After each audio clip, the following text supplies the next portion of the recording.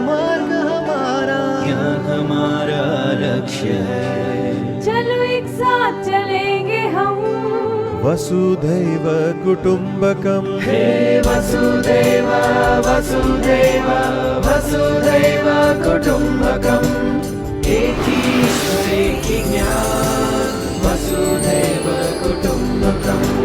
इस पल में हमें जीना है, हंसना और मुस्कुराना है, सबको गले लगाना है। वसुधैव कुटुम्बकम्।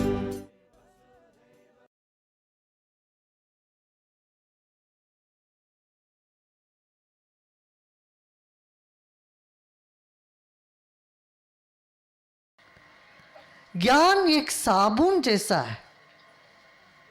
अच्छा, साबुन लगा के उसको बनाए रखोगे तो वही मैल हो जाएगा, उसको धोना पड़ेगा। गीता में भी भगवान कृष्ण ने ये कहा है, नहीं ज्ञानेन सदृशम पवित्रमिह विद्यते। ज्ञान के समान पवित्र करने वाला कोई चीज नहीं है। ज्ञान के समान साबुन कुछ नहीं है। मगर मैंने जान लिया, मुझ में इतना ज्ञान है, ये गर्व वो वही साबुन की गंदगी है। साबुन लगाया कपड़े में, धोया नहीं, वैसे कपड़े को ना पहन पाओगे, बदबू आने लगे, गंदगी उसी का गंदा हो ज़्यादा हो जाएगा। पहले जो भी गंदगी थी उससे बढ़ के ज़्यादा गंदगी हो जाएगी उससे।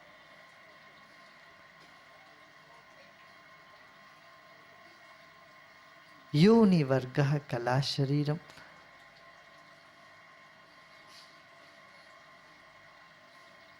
तब ज्ञान की बंधन से मुक्ति हुई। सब मेरे ही हैं, सब अपने ही हैं, कोई दूजा नहीं है। ऐसे ही अद्वैत का अनुभूति होने लगा तो फिर चैतन्य आत्मा, जो मेरी आत्मा है वही सबकी आत्मा है। सर्वभूतात्मा भूतात्मा, जो अपने आत्मा को सबके आत्मा मानने लगे तो वो सत्य को प्राप्त किया, उन्होंने ही आत्मा को प्राप्त किया। तो स्वात्मानंद प्रकाश वपुषे, फिर अपना लक्ष्य पर पहुंच जाते हैं। आनंद का प्रकाश वपुषे, वो आनंद कैसा है? अब सिर्फ अपने में नहीं है, वो आनंद का प्रकाश जैसे फैल जाता है सारा। प्रकाश को तुम बंद करके रख नहीं सकते हो, बंद करके रखोगे तो प्रकाश ही नहीं है। जो दूर दूर तक फैलता है, मीलों मीलों दूर तक फैलता है, वही प्रकाश है। एक तारे का, नक्षत्र का प्रकाश यदि पृथ्वी पर पड़ रहा हो तो पता है कहीं 4 लाख साल के बाद भी वो प्रकाश आ रहा है। आज जो प्रकाश आप किसी सितारे से देख रहे हो सकता है वो आज का निकला हुआ नहीं है, कई हजारों वर्ष पूर्व निकला हुआ प्रकाश भी आज आपको प्राप्त होता है। प्रकाश का लक्षण ही है फैलना,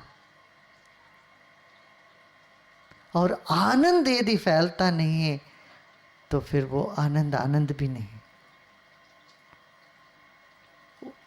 जीवन का लक्ष्य ही है ऐसा वपुष शरीर हो जिससे आनंद फूट फूट के प्रकाश जैसे फैलता जाए। तब मानो वहां चैतन्य का उदय हुआ, सब ज्ञान पूर्ण हुआ। नहीं तो अधूरा ज्ञान में तो बंधन ही बंधन।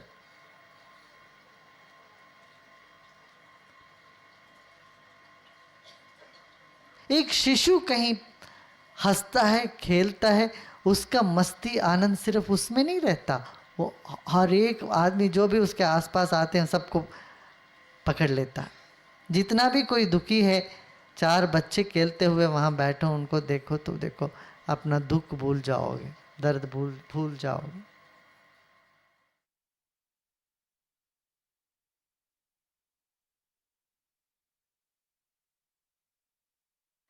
शक्ति चक्र संधाने विश्व संहारा। तुम हमारे शरीर में शक्ति के केंद्र हैं। तुम उन केंद्रों पर अपना ध्यान लगाओ तो भी ये प्रपंच, ये दुनिया तुम्हारे मन में तुमको सता रही है, वो खत्म हो जाएगा। जागृत अवस्था में हमको सता रही है क्या? क्या सताता है हमको? प्रपंच, दुनिया की बातें। कभी कोई अच्छी चीजें हमको सताती नहीं है। जो सताती है वो अच्छी चीजें, वो छोटी छोटी चीजें, छोटी छोटी कामनाएं हमको सताती, सुख की लालसा हमको सताती। तब क्या करो? ये दुख, राग, द्वेष, इन सब से मुक्ति पाने के लिए क्या करोगे? शक्ति चक्र संधाने विश्व संहारा। हमारे शरीर में कई शक्ति के केंद्र हैं, कई केंद्र हैं।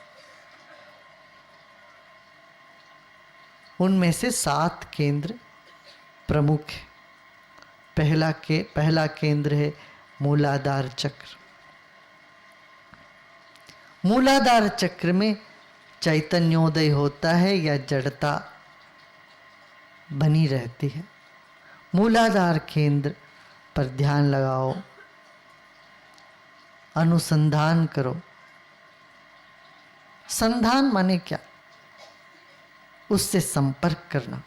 हम अपने शरीर से संपर्क ही नहीं करते। जिंदगी भर साथ रहने पर भी हमारे शरीर से हमें कोई ताल्लुक नहीं रहता, उससे संबंध नहीं बना पाते हम, उसको देखते नहीं। अद्भुत है हमारा शरीर। आपको पता है आपके शरीर एक नगरी है। आपके भीतर पता नहीं कितने अरबों करबों कीटाणु रहते हैं। कुछ आपके उपयोगी हैं, कुछ आपके विरोधी हैं, कुछ आपके दोस्त हैं, कुछ आपके शत्रु हैं।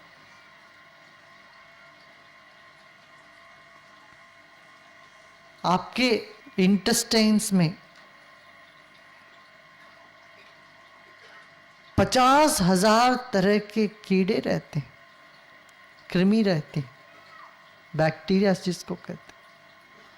50,000 तरह के, और वे सब उपयोगी हैं। यदि वो सब कीड़े यदि मर जाते हैं, आपको कुछ पचन होगा, कुछ पचेगा ही नहीं, आपका भोजन नहीं पचेगा, आपको कई तरह की बीमारियां आ जाएंगी।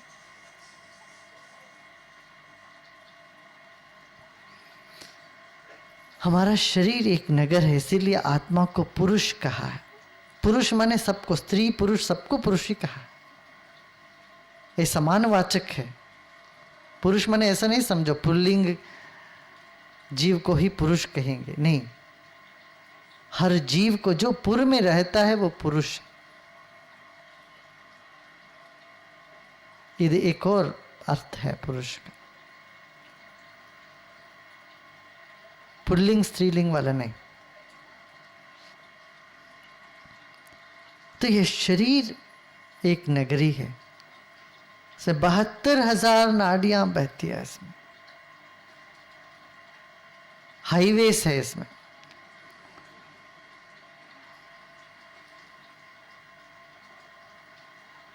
क्या बोलते हैं हाईवेज को? राजमार्ग। कई राजमार्ग हैं।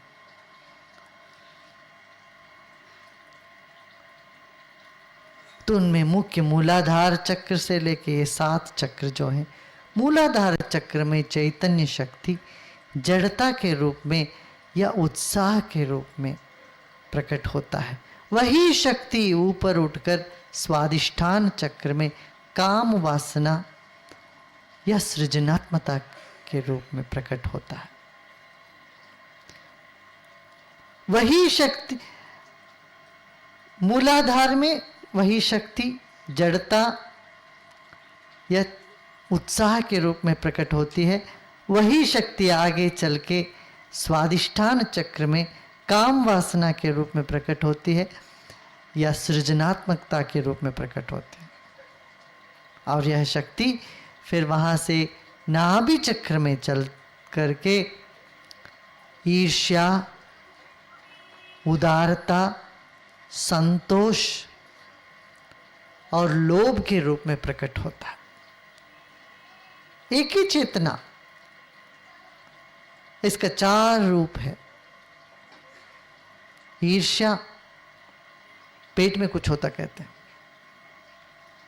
उदारता, देखिए बड़े बड़े सेठों का बड़ा पेट रखते हैं। लोभ का भी वही उदाहरण, संतोष का भी वही स्थान है।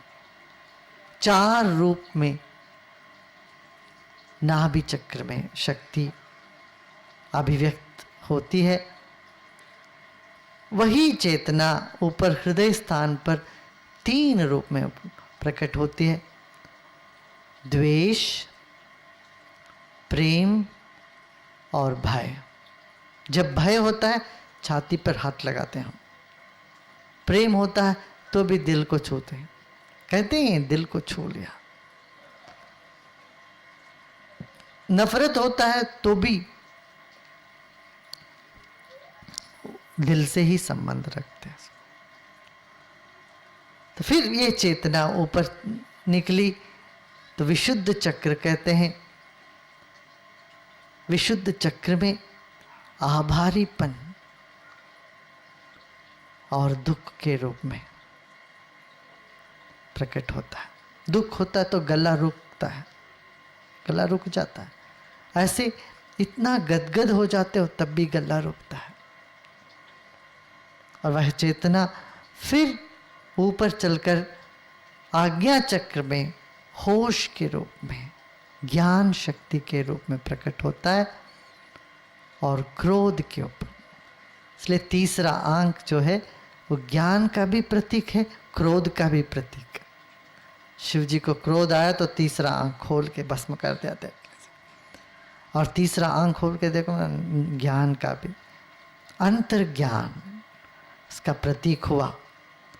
वहाँ से चल के वही शक्ति सहस्रार चक्र सिर के चोटी पर सिर्फ आनंद ही आनंद के रूप में प्रकट होता।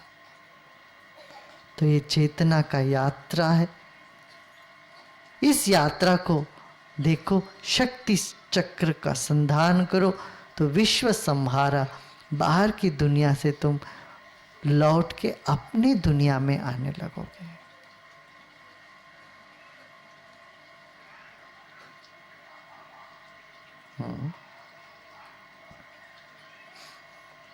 तो ये उपाय बता दिया। ये सब छोटे छोटे सूत्र है, बहुत सुंदर सूत्र हैं।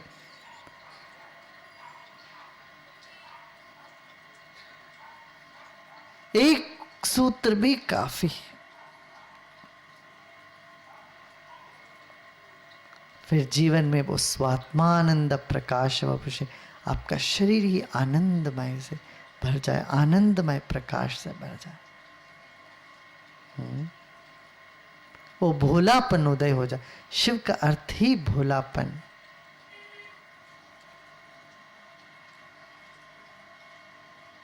ऐसे दुनिया में हर भोलापन उदय हो जाए, इसका उपाय है शिव सूत्र।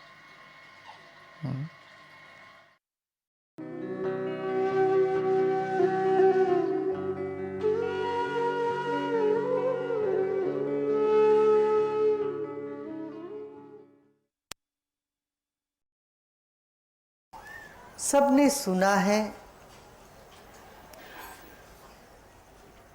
और लोग कहते भी हैं, हमारा किया कराया क्या होगा, भगवान कराते हैं। भगवान की मर्जी से सब होता है। तेन बिना तृणम अपि न चलती, मैं तेरे बिना, तेरे हुक्म के बिना एक पत्ता भी नहीं हिल सकता। तो जो भी दुनिया में होता है सब भगवान ही कराते हैं, उन्हीं के द्वारा होता है। ये तो सुनते हैं और कहते भी हैं। और जब कोई अच्छा काम करना हो तब कहते हैं भगवान करेंगे, तो भगवान की इच्छा हो तो हो जाएगा। कोई बुरा काम करना हो तब नहीं बोलते भगवान की इच्छा हो तो हो जाएगा। हमें जब अपना पुरुषार्थ नहीं करना हो, एफर्ट नहीं लगाना हो, उद्यम नहीं करना हो, तब कह देते हैं भगवान की मर्जी। वो भी जब मन आधा आधा होता है, कहीं जाने का पूरा इतना मन नहीं, संकल्प नहीं उठा, जो अपना संकल्प नहीं बन पाया, तब कहते हैं भगवान की इच्छा। देखिए भगवान करेंगे बोलेंगे तो हो जाएगा, वो कराएंगे तो तीर्थ यात्रा करेंगे, आप बुलाएंगे तो आ जाएंगे गुरु जी साधना में।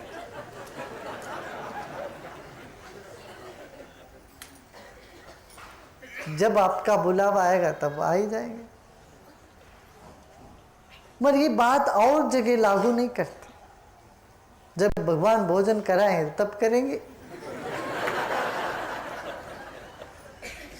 जब भगवान सिनेमा दिखाएगा तब देखेंगे जाके।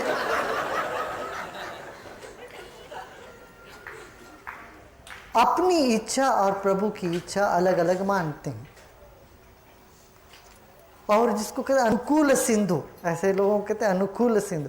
अपने अनुकूल जो होता है वो मान ले, जो अपना विरोध होता है वो तो भगवान करेंगे। जो अपने अनुकूल नहीं है वो मैं नहीं करता उसका।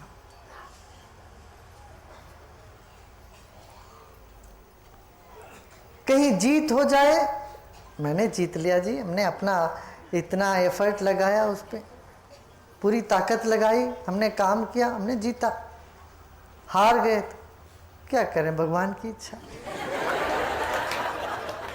ये नहीं कहते हमने अपनी पूरी ताकत नहीं लगाई।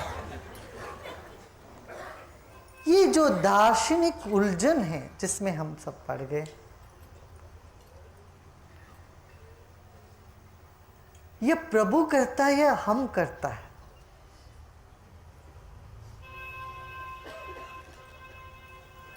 मेरा किया करा भी कुछ होगा कि नहीं, या सब प्रभु ही कराता है? इसको समझना बहुत जरूरी है।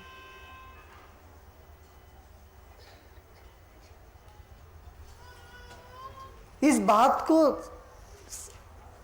बिना समझे हम आध्यात्म के नाम से पता नहीं क्या क्या कर बैठते। इसलिए तथाकथित आध्यात्मिक या धार्मिक लोग बहुत समस्या पैदा करते, खुद के लिए भी समस्या में उलझ जाते हैं, औरों को भी समस्या पैदा कर देते। क्यों? अकर्मण्यता पकड़ लेती है उनको।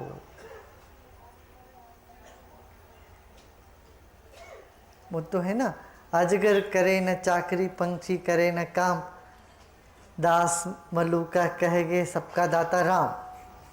वो तो दास मलूका ने की एक स्थिति थी, उस स्थिति में उन्होंने बोला। इस बात को लेके हम अपने मतलब की काम करने लग जाते हैं धर्म के नाम से। यहाँ हमें सावधान होना है। शिव सूत्र का अगला सूत्र कहता है उद्यमो भैरवा। जो प्रयत्न तुम करते हो वो प्रयत्न भी शिव ही है।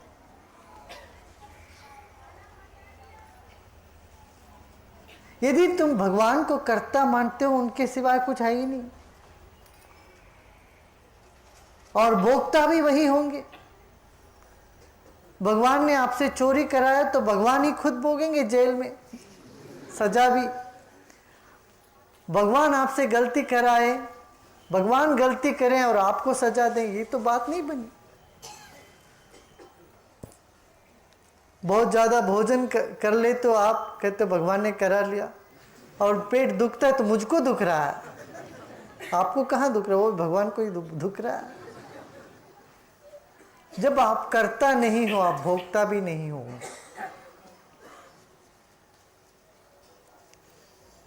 कर्ता भी पुरख वही है, भोगता भी वही है। ऐसे मानो वह कर्तृत्व में यदि तुम पढ़ते हो, तुम उसी के अंश हो के कर रहे। उद्यमो भैरवा, भैरव शिवजी के ही संतान। शिव जी से ही प्रकट हुआ शक्ति है भैरव शक्ति। माने किसी काम में भी आप संलग्न हो उसमें 100% लगाओ, वही उद्यम है, वह तुमको मुक्त करा देगा। जो काम करना है उस करना सोच सोच के बैठे रहने से कुछ होगा नहीं है। करना है और छोड़ने का सोच रहे हैं वो भी नहीं होगा। जो करना है वो पूरा करके समाप्त करो, जिसको छोड़ना है उसको छोड़ के शांत हो जाओ। दोनों में 100% लगाओ, उसी को कहते उद्यमा।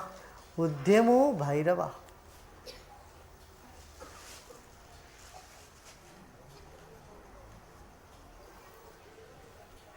प्रयत्न भी भगवान ही है। जब भगवान सब कर रहे हैं हम क्यों करें? ऐसा नहीं, आपसे करवाता है वो भी भगवान ही, और जो कर रहा है वो भी भगवान ही कर रहा है। आपके भीतर भगवान करने के लिए आतुर है, उनको करने दो। आप बीच में रोकते क्यों? अच्छा, फिर ऐसा लगा आप रोक रहे हैं, नहीं भगवान ही रोक रहे हैं, ठीक है, वो भी ठीक है, भगवान ही रोक रहा है आपको। तब ये सिद्धांत के उलझन में जो फंस जाते हो दार्शनिक, इससे कम निकल आओ, मन खाली होएगा। उद्यमो भैरवा। 100% लगा के काम करो।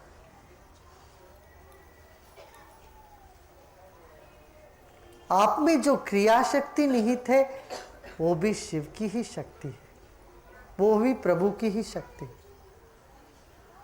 हमारे भीतर जो भी गुण है वो भी वही शक्ति, दोष है वो भी उसी का है।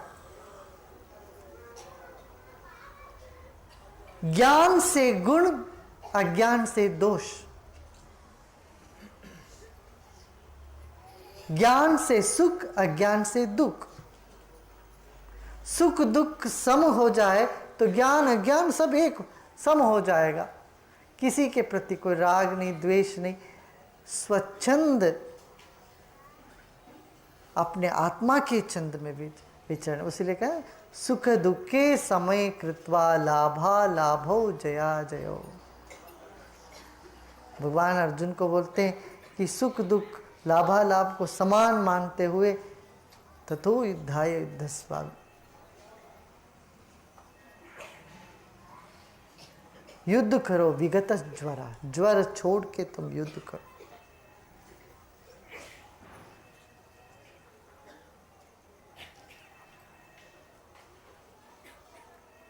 तो चालाकी नहीं करना वहां पर कि जब सब चीज ठीक होता है तो मैंने किया, गलत होता किसी और ने किया, भाग्य ने करा है, कोई और ने करा है, किसी और ने करा, ये नहीं। साक्षी होके देखना अपना सब कृत्य। जैसे शरीर में धड़कन है, रक्त का प्रवाह है, सांस का चलना है, पाचन क्रिया चल रही है, तरह तरह की क्रिया चल रही है। ये क्रिया अपने आप हो रही, तुम्हें पूछ के होता है, अपने आप हो रहा है। ये सब कुछ अपने आप हो रहा है, ये जानते हुए साक्षी हो गए, विचार भी अपने आप चल रहे हैं।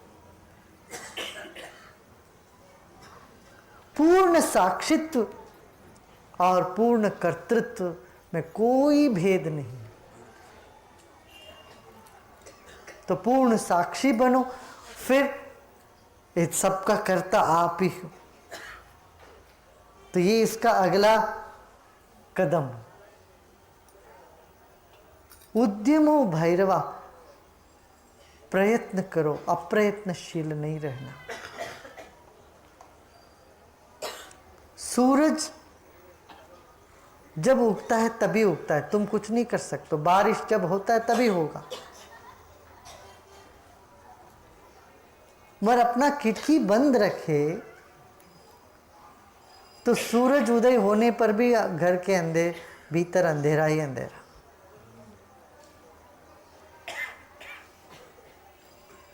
यदि हमारा उद्यम से ही सब कुछ लाभ प्राप्त हो जाए तो हर आदमी सफल होता था, हर काम में सफल हो जाता था। ऐसे तो नहीं होता। आप करते हो, कभी सफल होते हो, कभी असफल होते हो। कभी मन चाहे बात होती, कभी अनचाही बात होती।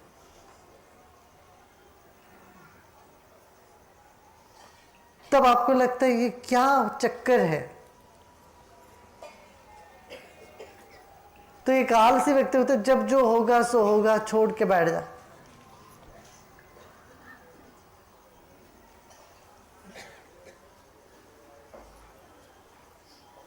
और जो व्यक्ति ज्वर से पीड़ित है, वो किया जा रहा है, तनाव से भर गया है, आशाओं के पत्थरों को सिर पे ढो रहा है, दुखी होता जा रहा है, और तरह तरह की नकारात्मक संवेदनाएं उसके भीतर होने लगती है। तो मार्ग क्या है, कहाँ है मार्ग, कहाँ है? तो देखा, तब बताते उद्यमो भैरवा।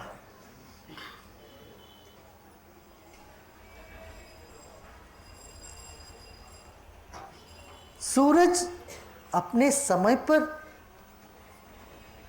उगता है, अपने समय पर डूबता है, मगर तुम अपना खिड़की खोलो, और तुम्हारा खिड़की खोलना और सूरज का उगना एक टाइम पे होना चाहिए, तभी रोशनी अंदर आएगा। रात को 12 बजे खिड़की खोल के बैठोगे, ने बोला खिड़की खोलने से सूरज का किरण अंदर आएगा, कहाँ आएगा? तो खिड़की खोलो और उस समय देख के खोलो जब सूरज का प्रकाश आए। सूरज उग गया, खिड़की सब दरवाजा बंद है, अब आएगा कैसा रोशनी अंदर?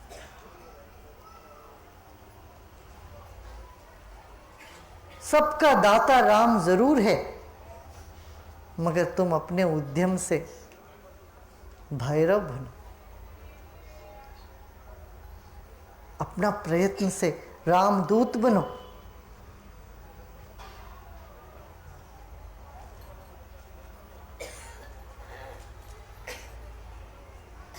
उद्यम न करने से, पुरुषार्थ नहीं करने से भाग्य भी नहीं है। भाग्य माने कुछ चीज ही नहीं होते। फिर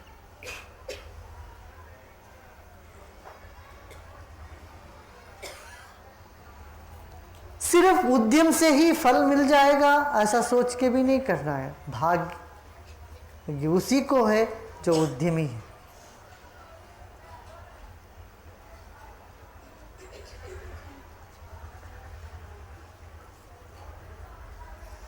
उद्यमो भैरवा।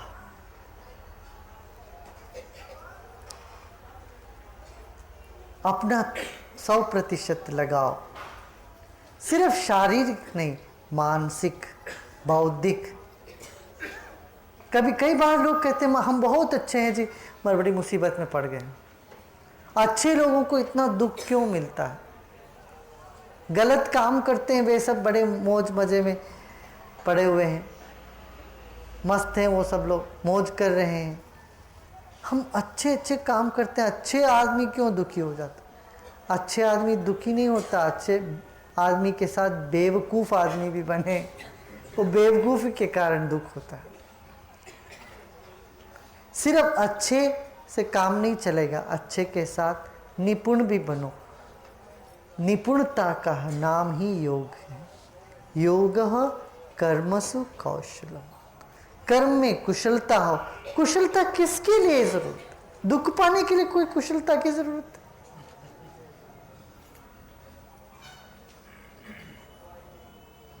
कुशलता जरूरत वही है जहां हम दुख से हेयम दुख मनागतम, जो दुख अभी आया नहीं उसको, उससे कैसे बच पाए। ये दुख से पार लगाने का क्या उपाय है? उस उपाय का ही नाम योग है। योग माने सिर्फ आसन नहीं, आनंद स्वरूप हमारी आत्मा के साथ अपना मेल।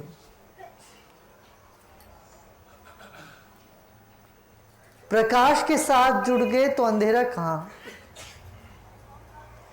सुख स्वरूप के साथ जुड़ गए तो दुख कहाँ।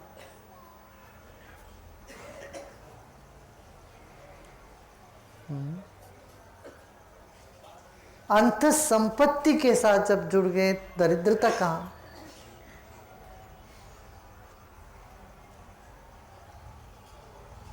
मगर उसके लिए उद्यम करना पड़ता है, पुरुषार्थ करनी पड़ेगी। पुरुषार्थ से ही सिद्धि मिलेगी, वरना नहीं।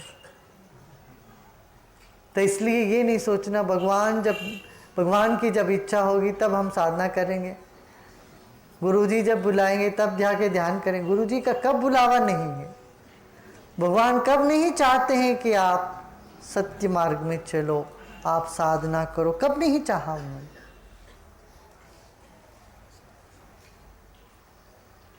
तुम्हें तो जोर जोर से पुकार रहे हैं।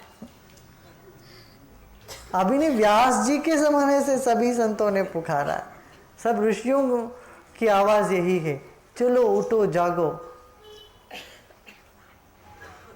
वो आवाज तो निरंतर रही है, मगर हमें जब करने का पूरा मन नहीं होता तब हम कहते हैं भगवान की इच्छा हो तब करेंगे। ये नहीं छोड़ना, अच्छा काम करना हो तो तुरंत करना चाहिए। कोई गलत काम करना तो उसको जरा पोस्टपोन करो, आगे बढ़ाओ।